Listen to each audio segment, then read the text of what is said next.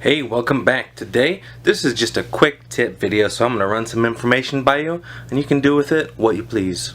First off, let's say you got a painting, but your surface, like my desk, isn't perfectly level. Being level is important because you don't want your paint to keep sliding around in any direction once you're finished working with it.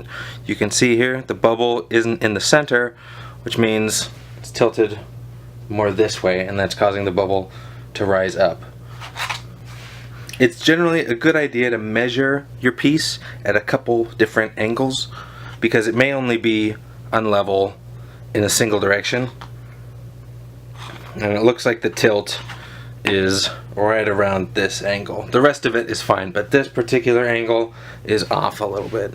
So, quick tip, if you need to level your paintings, especially in a pre-stretched frame like this one, you can take little push pins, just any little push pin, and as you set it in the side, you can adjust the setup and the angle of your canvas so that now it's level. Next quick tip. This pre-stretched canvas frame, I had it sitting in my closet for a while, and unfortunately it wasn't set up very well. I had something sitting against the canvas, and this has stretched the canvas a little bit so it's a little saggy. What we can do, I have a sponge here with some water. You can also take just a spray bottle, but just lightly wet the canvas. And for a water-based gesso, like what was pre-applied to this canvas, just this light little amount of water will be enough to refresh the gesso. It'll soak up the water, and then as it releases the water out, it'll stretch out again as the gesso tightens. So this isn't going to stretch the canvas for you, but if you have a light sag, consider lightly applying a little water, let it dry completely, and that'll help tighten the canvas up a little bit again. Both the tips we just went over are tips that I got from other talented painters on Reddit from our pour painting community. So I strongly encourage you to come review the paintings with us, see the great, beautiful, gorgeous work that people are putting out. There are so many different creative painters and paintings showing up there every day. I can't get enough of it, and I'm so lucky to see all these people participating.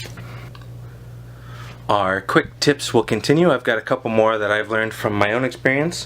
One, keep some shot glasses on hand.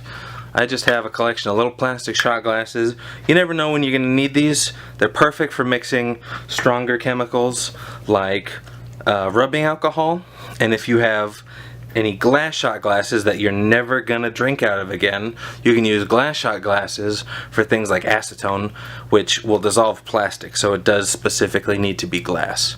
And also, since it's a harsh chemical, don't ever drink out of them again. Even if you clean it well, it's not worth the risk.